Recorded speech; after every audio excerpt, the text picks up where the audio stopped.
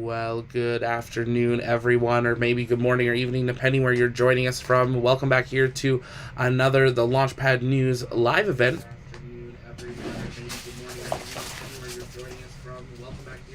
A little bit of feedback.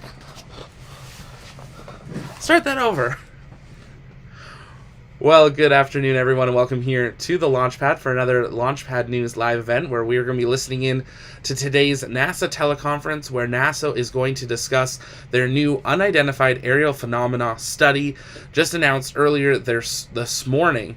They are going to be commissioning this study to examine unidentified aerial phenomena with the purpose to examine UAPs, observations of events in the sky that cannot be identified as aircraft or known natural phenomena from a scientific perspective. Unidentified phenomena in the atmosphere are of interest of both national security and air safety. Establishing which events are natural provides a key first step in identifying or mitigating such phenomena, which aligns with one of NASA's goals to ensure the safety of aircraft. There is no evidence that UAPs are of extraterrestrial nature and origin, but who knows? We'll see what happens and what comes out of this study. So the teleconference is expected to get underway here in just a couple of minutes. On the panel today is going to be the Associate Administrator of the NASA Science Mission Directorate, the Assistant Deputy Associate Administrator for Research, and the Study Lead and President of the Simons Foundation.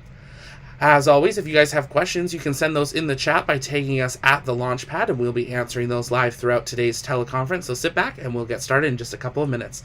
Stay with us right here on the Launchpad as NASA announces its Unidentified Aerial Phenomena study.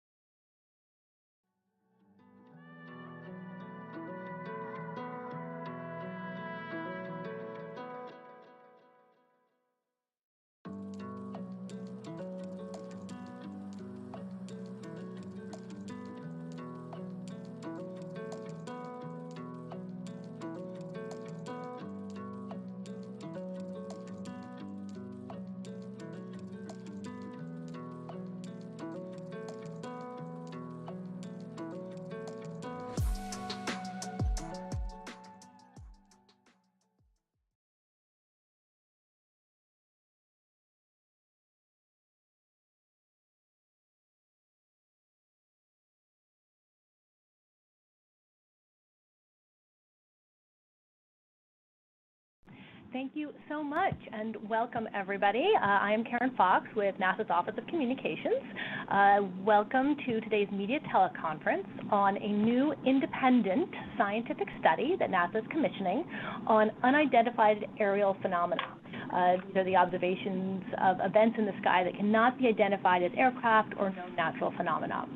We have 3 people available to talk today about this new study.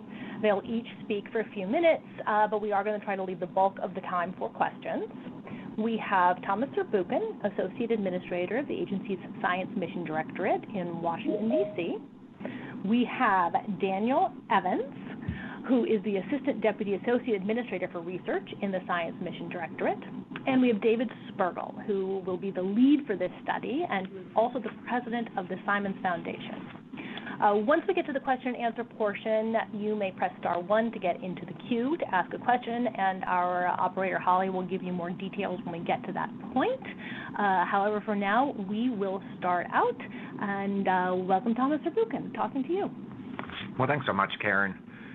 I want to first say that, of course, part of our task at NASA is given to us by the Congress is not only to do fundamental research in the skies and so forth, but as part of that also to find life elsewhere. That's why we've built astrobiology programs in many disciplines across the summary field that looks at both extinct life on Mars, for example, but also looks at patterns of life elsewhere, perhaps in Europe, perhaps in Enceladus as we go forward, but also as we look at exoplanets, planets outside of our solar system, looking for the question whether certain environments are in fact part of kind of the, if you want, the ladder of life that got us to where we are.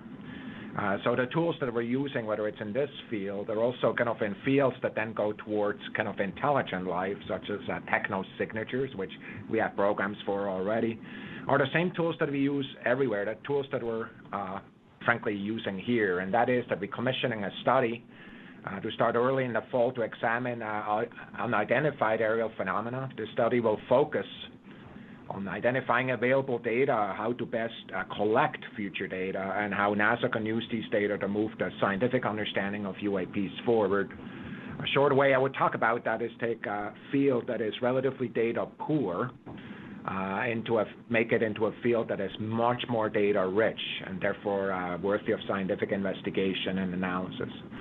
NASA's mission, of course, as I just said, is to explore the unknown in air and space.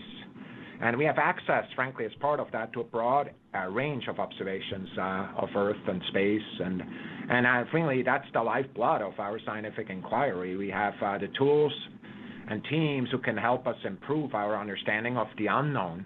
And we are prepared to use these powerful tools of scientific discovery, in this case, as much as anything else, using exactly the same kind of approach that we always use. Unidentified phenomena in the atmosphere of interest for many reasons. Frankly, I think there's new science to be discovered. There's been many times where something that looked almost magical turned out to be a new scientific effect. But there's also national security and air safety issues that have been discussed elsewhere that, of course, relate to these observations. And establishing, with events that are, whether they're natural or whether they are kind of need to be explained otherwise, is very much aligned with NASA's goals that ensure, of course, that we discover the unknown, but also ensures the safety of aircraft that, of course, are in that airspace that these phenomena occur. This independent study will be led by astrophysicist David Spergel, who's the president of the Simons Foundation in New York City, and has previously been the chair of astrophysics in the Department of Princeton and University of Princeton, New Jersey. Dan Evans, the assistant deputy associate administrator for research, is the really kind of the wheels on the bus, kind of really making sure that we're interfacing with this. Some people may ask why David, why Dan. First of all, Dan, with his tremendous experience, both as a researcher but also as an enabler for research, his work that he did in the White House previously, I think, has tremendous insight into kind of the interagency aspect that relates to some of these discussions. And David Spergel, I think, to all of us in astrophysics, really understand that he's one of the most trusted voices in so many questions. Also a person who understands really the power of science and is willing and able to use that power of science kind of in areas where I would say kind of fall under that what we would refer to as high risk, high impact kind of research, kind of areas that many of the scientists may be a little bit more timid to walk into. So Dave, I'm going to kick it over to you. Thanks, Thomas. To start, this is a really exciting project. One of the most exciting things in science are things that we don't understand. And my starting point, and I think all of our starting points of this is, there are phenomena that we don't understand. And then how do we start to make progress?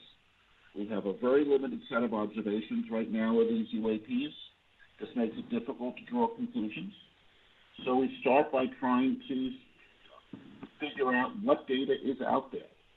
And we're going to be working with government, nonprofits, companies, civilians, and try to identify what data is already there. Then start to think about what data should we collect in the future and how are we going to analyze it. We actually have a wealth of data about our atmosphere, right? We observe it both from above and below. And whether it's air traffic management data, astronomers looking up, satellites looking down, and what we want to start with is just synthesizing the data we have and see what information we have and see what information we need.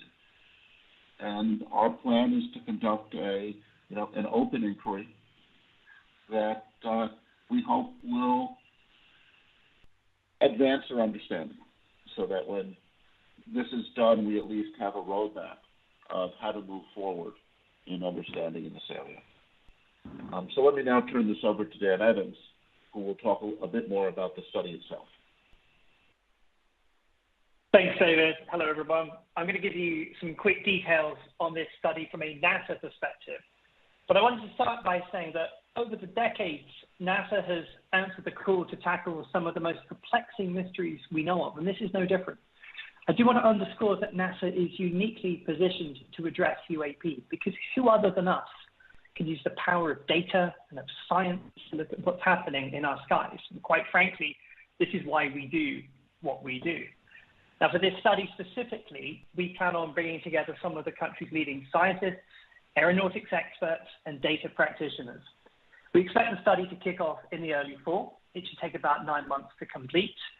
And I want to make this point emphatically, that very much consistent with our principles of openness, transparency, and scientific integrity, the full report will be made available to the public. And we expect to hold a public meeting to discuss the study's findings. And with that, I will pass it back to Karen Fox. Fantastic, thank you. We are ready to take questions, and I will pass it to Holly, our operator, just to walk us through the process there. And Holly, it's all you. Thank you. If you would like to ask a question, please unmute your phone, press *1, and record your first and last name clearly when prompted so I may introduce you. Again, that is *1. Our first question comes from Chris Davenport with the Washington Post. You may go ahead. Okay, thanks very much. I just wonder, for Dave or Dr. Z, do you go into this study with any sort of hypothesis that could explain the UAPs?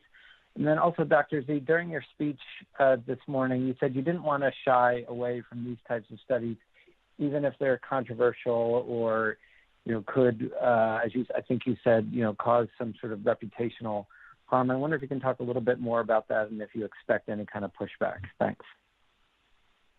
Go ahead, Dave.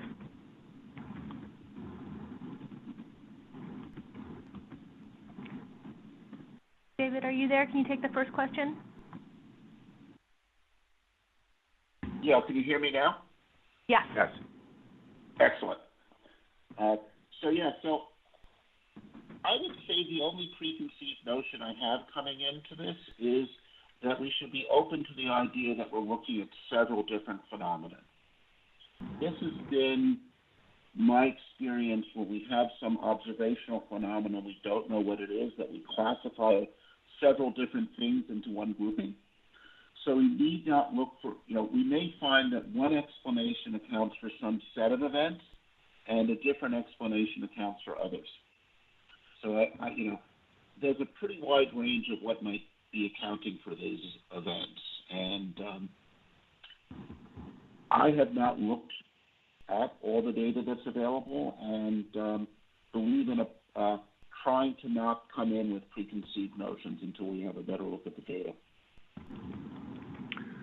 So if you asked me that question, frankly, David, I would have said almost the same thing. I really believe, generally speaking, my sense is that don't ever underestimate what nature can do for you.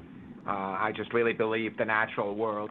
Sometimes we have this assertion that we understand the natural world and everything that's not explained with the laws of nature that we have right now is somehow not natural. And I just really believe that there's a lot to learn still. We learned that, frankly, as we turn around, put up telescopes, look into the deep sky, there's a lot to learn. And I think the same is true when we look at our own planet and even our own airspace. The reason I talked about kind of reputational risk relative to that, I mean, it's clear that, in a traditional type of science environment, kind of talking about some of these issues may be considered kind of selling out or kind of talking about things that are not actual science. I just really vehemently oppose that. I really believe that the quality of science is not only measured by the outputs that come behind it, but also the questions we're willing to tackle with science.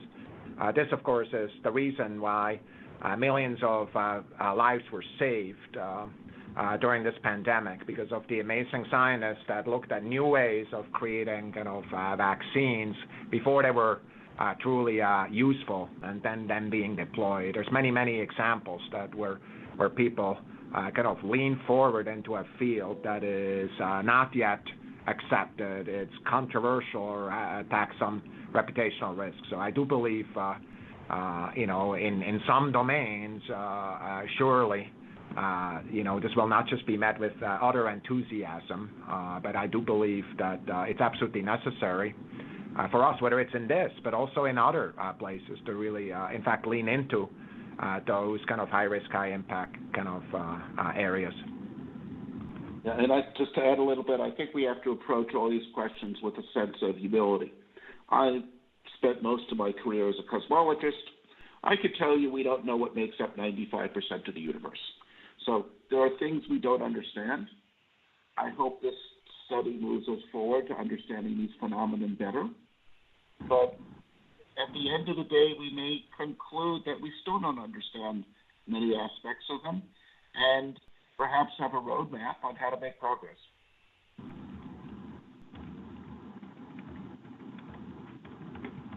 All right, I think we're ready for our next question. Thank you so much. Our next question is from Lauren Grush with The Verge. You may go ahead. Hi, thank you. My question is for Thomas Zurbuchen, kind of piggybacking off of what Christian was asking. So in the announcement today, NASA stressed that UAPs are unlikely to be extraterrestrial in origin, but then proceeded to talk about NASA's efforts to search for alien life. And then today, opening this presser, you talked about intelligent life and technosignatures. So I'm wondering if NASA is trying to make a connection that UAPs are some kind of alien technology, and if not, why include that language? Thank you. Yeah, I think what the intent was in that press release is to really say that at this moment in time, kind of there's with the evidence that we have, if you looked at the broader scientific community and also in general, I think it would be hard to find irrefutable evidence for a given event being one or the other. And it's certainly there's no kind of marquee event that anybody, a whole group of independent scientists and so forth, which of course, as you know, is the standard of scientific consensus, would agree that it's of that nature. I do believe that actually says very little about the event themselves. It just says a lot about the availability of data, which is, by the way, exactly where we're focused on this. The reason I pointed out the astrobiology and technosignatures is to just throw out, and many people miss that sometimes, and people tweet at me, and it's obvious that they don't know that we're have demonstrated over the past years and frankly even decades our interest in the overall question of finding life elsewhere and also finding intelligent life elsewhere using the tools of science. So that's why I brought it up. If somebody asks me, do I really think that there is irrefutable evidence for intelligent life here in one of these phenomena and otherwise, I would give an answer that's absolutely acceptable as a scientist, which is I don't know, because there is not from where I'm looking at that's not what the overall support for that to get to that part. It's just a very high bar in all cases. I think additional data will really bring us to learning a lot more. How much closer we get to answering that question, as David just said, is something we don't know yet. You need to do the research before you can answer that. Thank you. We'll move on to the next question. Our next question is from Jeff Faust with Space News. You may go ahead. Good afternoon. A couple of procedural questions about the study. What's the process going to be for picking the team that's going to be working on the study? And then what's the budget NASA's allocated for this, and where is the funding coming from to support the study? Thanks. Go ahead, Dan. This is Dan Evans. I think I can answer that one. So when we orchestrate studies like this, it's no different to any of the hundreds of review panels that we put together annually to look at grant applications, for instance. NASA has the discretion of appointing these members, but we do so following wide consultation with the members of the community as to the types of individuals who would serve in an incredible capacity on such a high-profile team. So it's our discretion, but we will consult extremely widely. Let's speak about budget. Again, this is very consistent with our standard grant review panels. So a budget, we would estimate is anywhere between a few tens of thousands of dollars, certainly no more than $100K.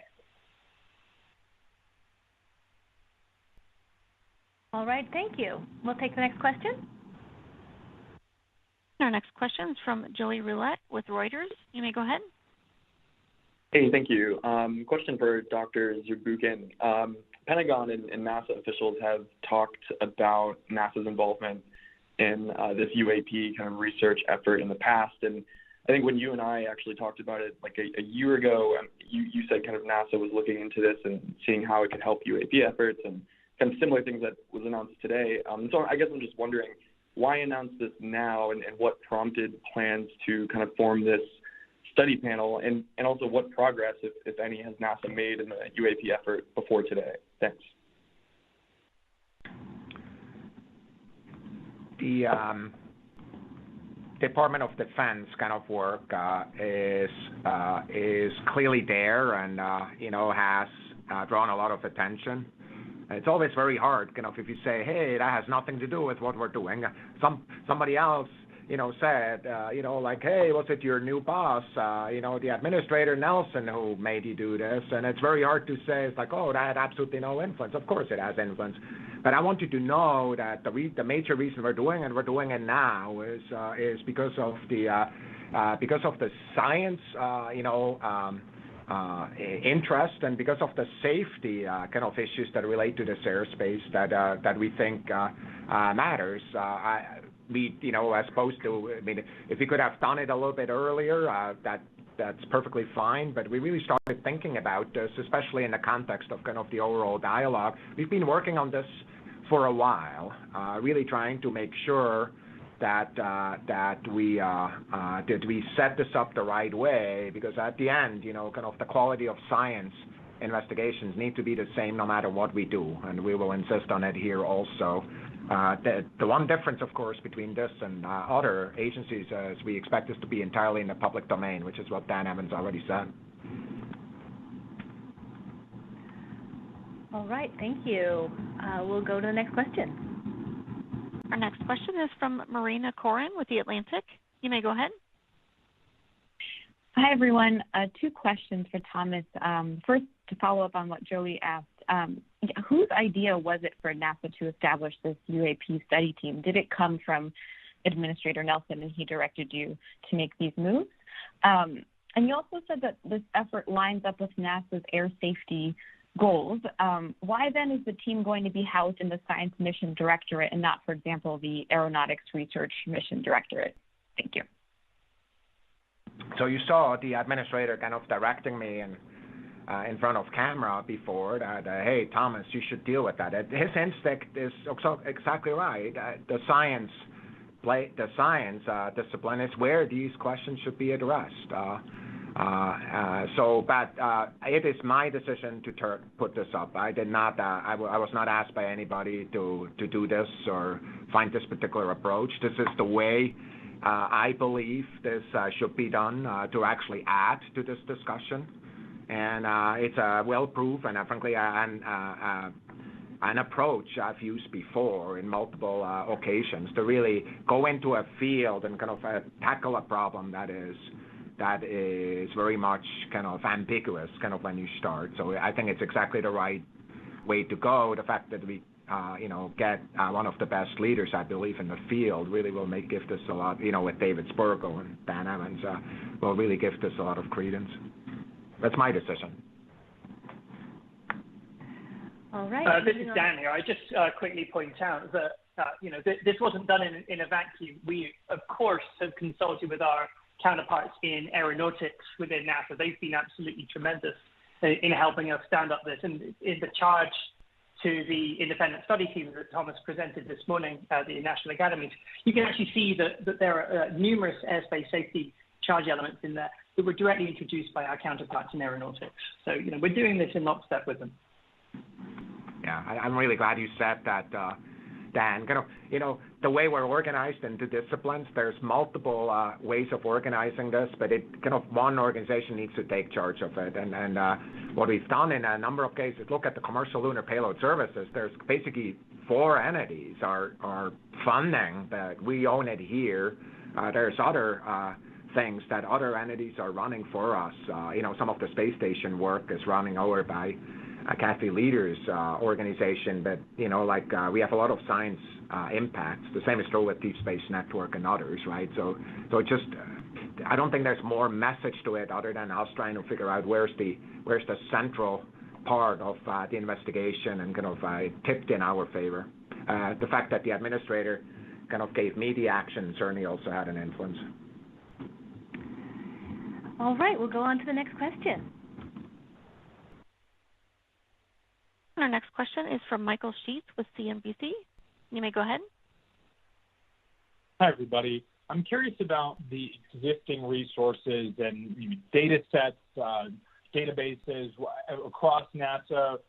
Who before now has been really, in charge of collecting NASA's side of things? Obviously, we talked a little bit about the Pentagon Task Force that's been collecting data and just recently testified, showing a couple of videos of UAP instances. But I'm curious about, what you guys already know and maybe over the decades have collected of instances and maybe that the public wasn't aware of before. So I think I'm going to get started, and then I'm going to kick it over to Dan. I'm not aware of any systematic or even kind of sporadic examinations of NASA data with that in mind. I'm sure there are some, but I'm not aware of any. Certainly not at the level that came to my attention. The way we have done this, right? Of course, what we're doing is with our 20+ assets that are in space and an increasing number of commercial partners, we're looking at the Earth in new ways, and we're also looking the other way at the sky in new ways with assets that we have, but also with assets that the National Science Foundation and others are putting up, including commercial entities. And then the question just really is, how do we use technologies such as AI and ML and other technologies that, by the way, are of high priority for us here to really make progress in sifting through the data towards finding some of these interesting events that have the characteristics of UAP. So the data are here. Our respective organizations have them and have done it. And the data are public. So I really don't know whether other people use these data for their research. I sure hope they are. We're always very excited if people pull down data and investigate them with their own interest in mind. Yeah, I'll just quickly add on that, I don't think anybody at NASA has, sort of systematically looked into UAPs in the past, at least to my knowledge. But I think that one of the things that this independent study will find is that there is an enormous wealth of data that is held in public archives that can be brought to bear upon this problem. Remember, one of the things we're trying to do here, again, as Thomas said, is to turn what is ostensibly a data poor field into a data-rich one. And that's when we can really begin to tackle those interesting questions that are on the tips of everybody's tongues about UAPs. All right, thank you. We'll move on to our next question. Our next question is from Gadi Schwartz with NBC. You may go ahead. Hey there, just following up on that last question. So just dovetailing, NASA has tens of thousands of hours of video of spacecraft, the International Space Station. It can be argued that NASA's got more access to public data looking up and looking down than any other public organization in the world. So are we to understand that you will be reviewing all that's accessible publicly within NASA, as well as other public videos or signals intelligence or whatever that may be, and putting it in a study for $100,000 or less? Okay, I can answer that. This is Dan. This is no different to any scientific investigation that we would undertake. And the first step in any of those investigations is to figure out what data is at hand. That's step one. This is all this study is doing, is to figure out what data one might use to interrogate better UAP.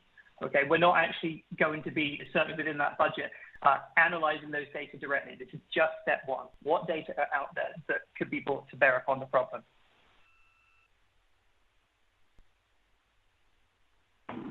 All right, we'll move on to the next question. Oh, sorry, was there something more? Oh, yeah. Just to clarify. So what will that be? So there will be no determination on whether this is prosaic or something else. It'll just be basically what we've kind of seen from the DoD, which is we have 200 and some cases or such and such many cases of unexplained phenomena. Is that what the final product or the final first product may look like at the end of this study? Why don't I take that one? My guess is that the final product, and frankly, I want to kick it over to Dave in just a sec here. But what I expect the final product to look like is to really address the questions that relate to what are the data we should be looking at, how should we doing that, are there data we should get that are not currently there. So it's much more kind of that the output from this particular study is not to sift through all the data and do all this research.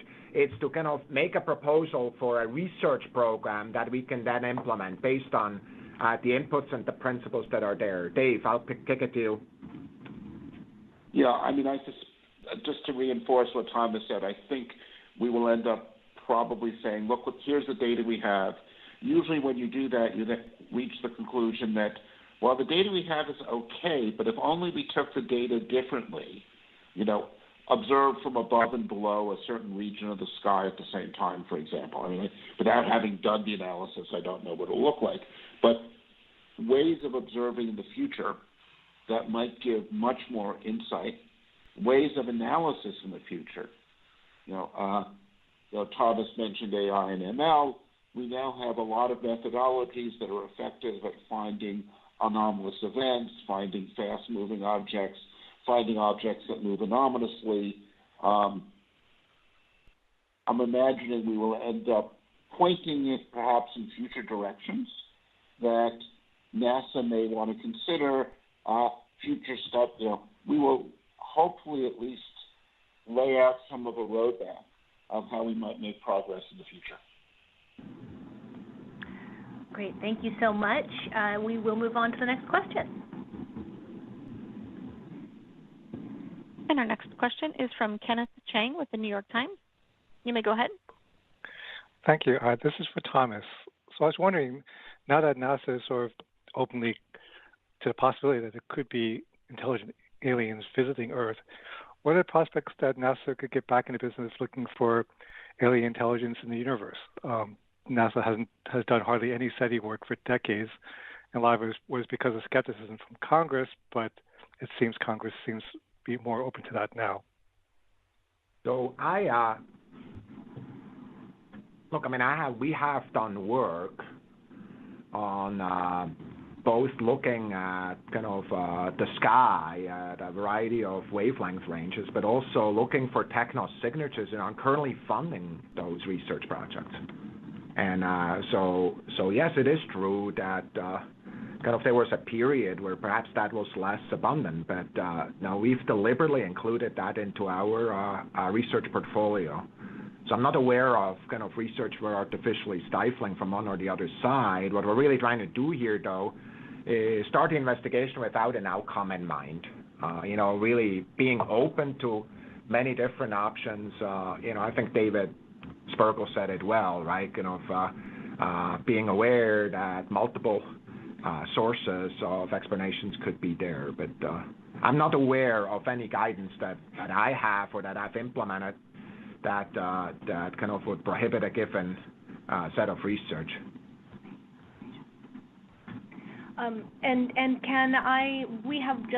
We do have some things that have been funded on techno-signatures. If you want me to follow up with you on that, our one set of guidance is always from space observations, because that is what we do. So we don't fund from ground-based observations.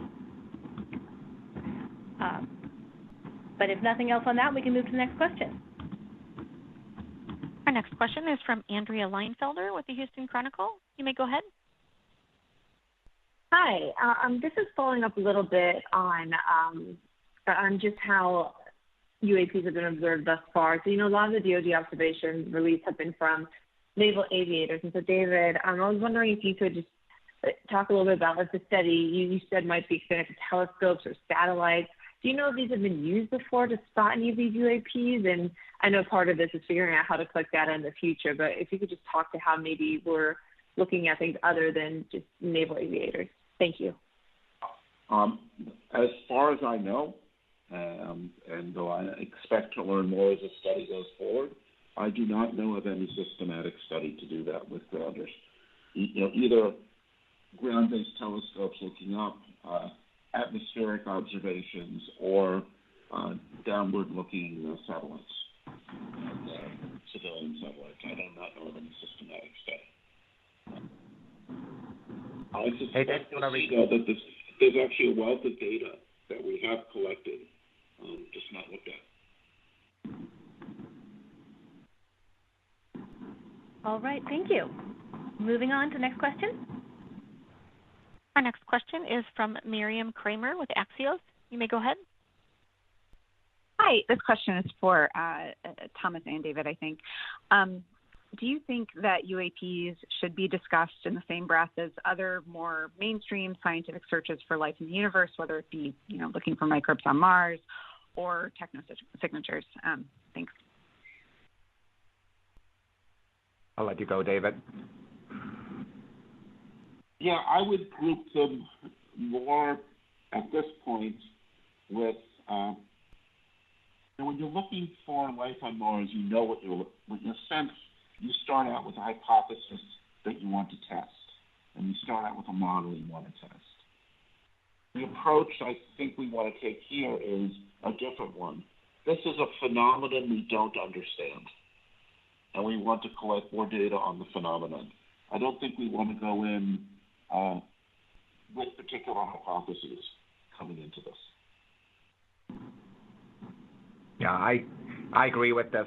I want to say, in my scientific lifetimes, some of these night glowing clouds that were frankly hypothesized being having very different origins that we now know they have, was an analogy of that, an event, a phenomena that had certain characteristics, and by bringing data to bear, and eventually models could be explained. So it really is. It's more that. Again, to get to that answer, multiple routes of investigation were pursued, and multiple hypotheses were put forward, and at the end, it turned out to be a really beautiful set of science going forward. So yes, it really is a slightly different approach, but an approach that is very common in science, right? Sometimes you just don't understand something, and you start poking at it from multiple directions. Great. We've got gorgeous pictures of those noctilucent clouds that Thomas just mentioned. If everybody's interested, I'll pass them along too. We can go on to the next question. Our next question is from Mike Wall with Space.com. You may go ahead. Thank you, guys. This one's probably for Dr. Z. Do you hope one of the outcomes of this study is just to kind of normalize this sort of research program going forward? Taking something that might be a little outre, but bringing it more into the mainstream and giving kind of masses and primature to that will bring more people into this study? I mean, is that one of the outcomes that you hope to achieve, is to is to kind of like normalize this sort of thinking going forward? One of the outcomes of the study for me would be to kind of communicate to everybody, whether it's our own community and more broadly, that the science process is a valid process for any and all problems, including that one.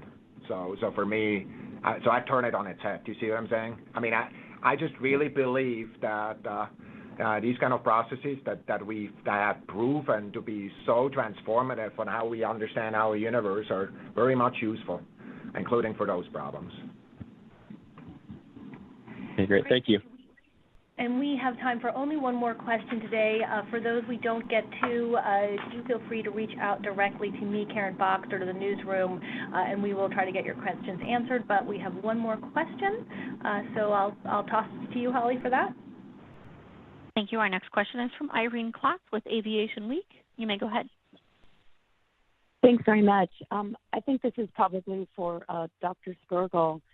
As the study group leader, will you have access to classified information? And if not, how will that limit the scope of what you're able to collect?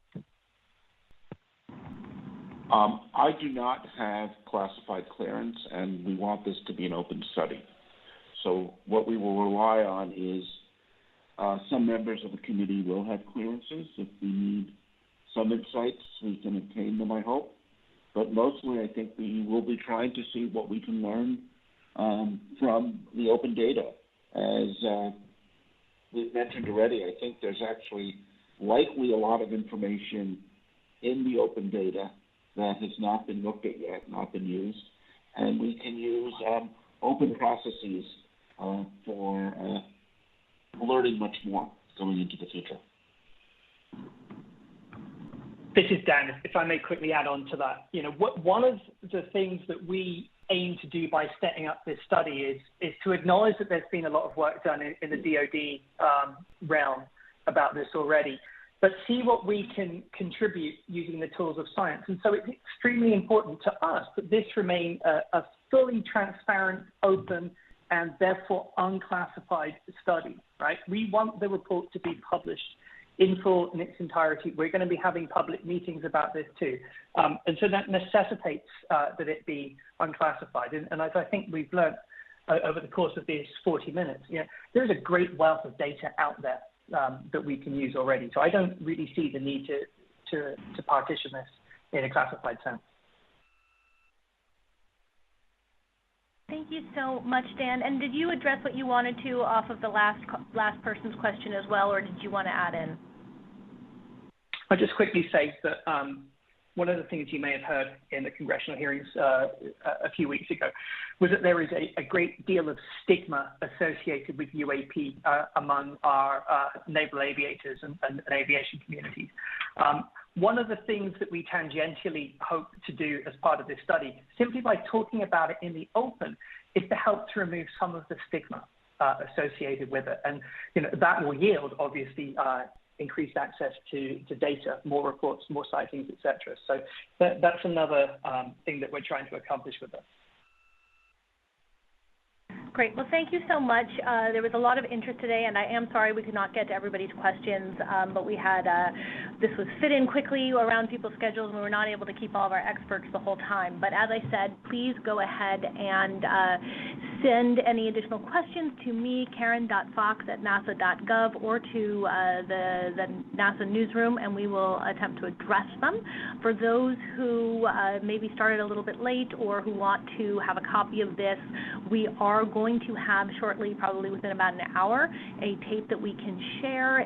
We will put the link up at nasa.gov on the feature that announced today's information about the study. So we will add a link there, and you will be able to get a recording of this media telecon. So I really appreciate it, and that will wrap it up for today. Thank you so much. And this concludes today's conference. Thank you for And there we go. The media teleconference has concluded as NASA announces its Unidentified Aerial Phenomena study. Let us know in the chat what you learned. A little bit of a breakdown on why they're doing it, kind of who made the orders for them to create this. Understanding that it's a very small budgeted study, under $100,000, which in NASA funding is quite small, or even in government funding. So it'll be interesting to see what comes out of this over the coming weeks and months as they continue through the study. Make sure you've engaged that subscribe button so you can follow along, as we will bring you updates as we hear more from this study. Make sure you join us over on Discord if you want to hang out and join our community there. And if you'd like what we do here, consider hitting that join button or joining us over on Patreon at patreon.com/thelaunchpad, where you can go behind the scenes with the Launchpad, get early video access, TOP exclusive meetups, and more. So definitely check that out. But that's going to do it for us here today from the TOP Network Studios. This is Zach signing off. We'll see you next time. Bye-bye.